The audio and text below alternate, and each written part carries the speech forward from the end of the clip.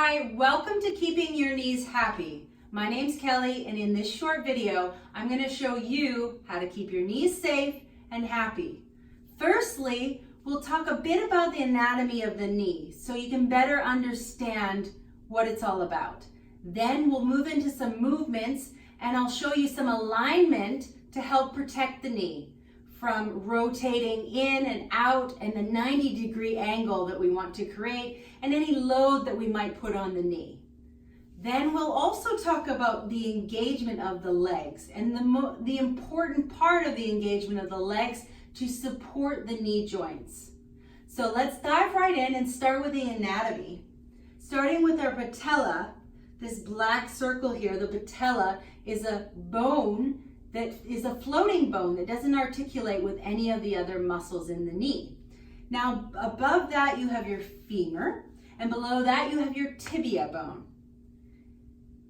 And your quadricep tendon attached to the patella, and then the patella tendon attaches to the tibia. The main purpose or main focus that the patella does is an extension. It also works on moving the knee in and out for flexion extension smoothly so that the knee operates smoothly.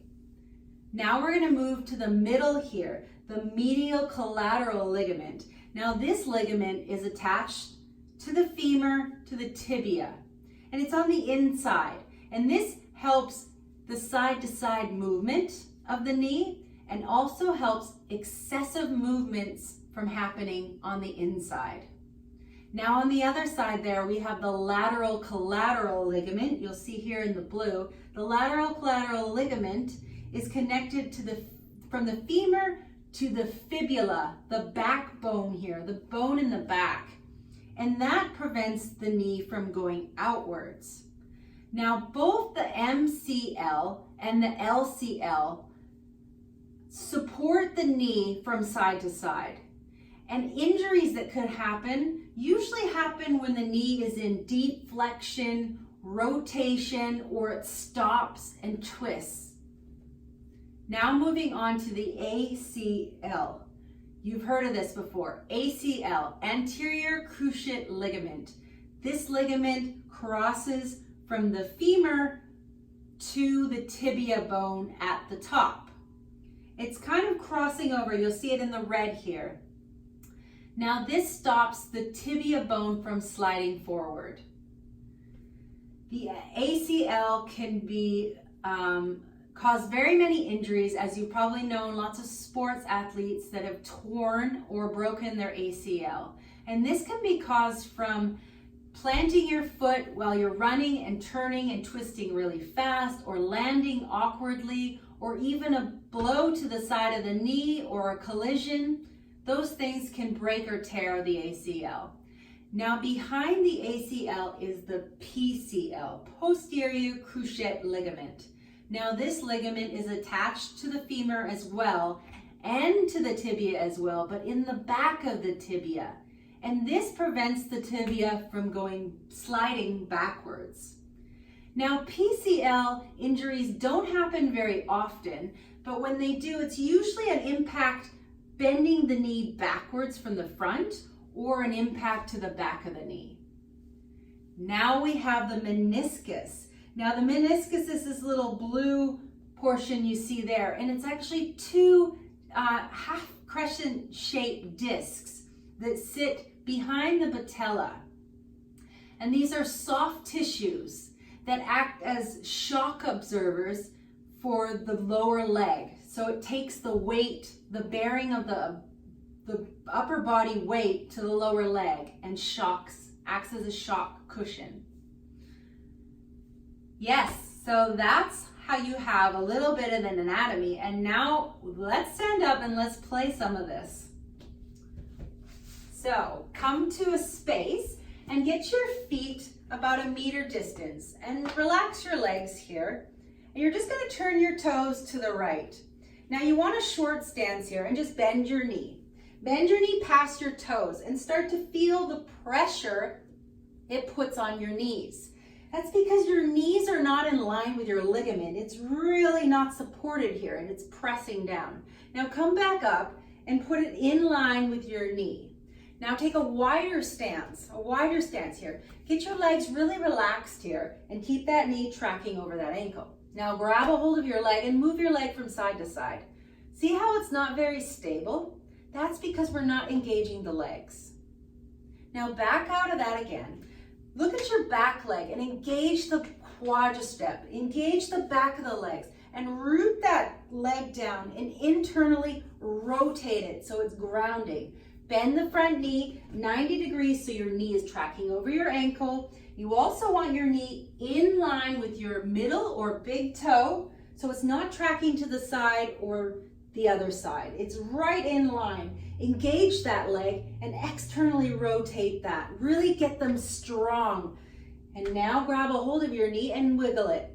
It's more stable, and that's because you've engaged all of your muscles, and when you engage your leg muscles, you support your knees. Now come up out of that and turn to face the other side. Engage the back leg, get it strong, engage the front leg and bend that knee. Again, finding that 90-degree angle and your toe tracking over your knee.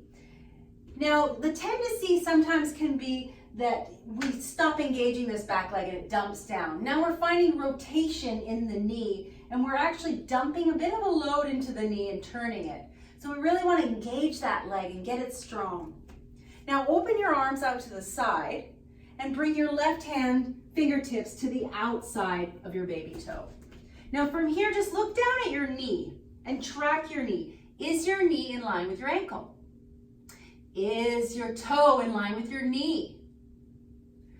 Your arm is here to support you so that your knee doesn't turn to the outside and also so it doesn't turn to the other side, because when you're pressing your knee into your arm and your arm into your knee, it's a supported system here. Everything is stacked on top of each other and supported. Now you can see that I'm actually putting weight down on my knee. My knee's not past my toes, so it's not so dangerous, but it is putting a bit of weight bearing because I'm putting my whole upper body down on it. So what you want to do is you want to lift your chest up and then reach your top hand up and look towards. And now inhale, come all the way up. We're going to do another exercise, so bring your toes and heels together. Pick up your right foot and put the sole of the foot to the inside of the leg, either above or below the knee. You don't want it on your knee. If you're pressing into your knee, you're pressing load into your knee. So either above or below. Now feel here, our leg is in full extension or partial extension, and it's also rotating out. But there's no load on the knee. There is no load at all because you're not supporting it. It's floating in the air. So it's a safe thing to do. It's a safe pose even though it's in full flexion and rotation. Now let's switch to the other side. Pick up your left leg and feel the same thing, maybe tracking your knee under your ankle. Now if you are losing a lot or don't have a lot of stability in your knee, a tip for you today is actually that balance really builds strength in the knees. So really work on your balance. Maybe you're just hovering your leg for 15 seconds and switching the other one and then back and forth up to, 5 minutes or 2 minutes. And every day you get a little better. I know that's a lot to take in, but try to remember these few principles I taught you, which are very important, which is the alignment of the knee 90 degrees, the strength, the engagement of the muscles to support the ligaments, the knee, and also the rotation of the knee, making sure you're tracking over that big toe, and be mindful of any load, so heavy weight or leverage that you put on to your knee joint as well. All of these things could increase the risk of having injuries. So just keep mindful and protect your knees. And actually one more thing, if you want to come, after this movie if you want to come to a squatted position, get your toes and heels together and track your knees over your ankles. Now you have 90 degrees happy knees. Thank you for joining me.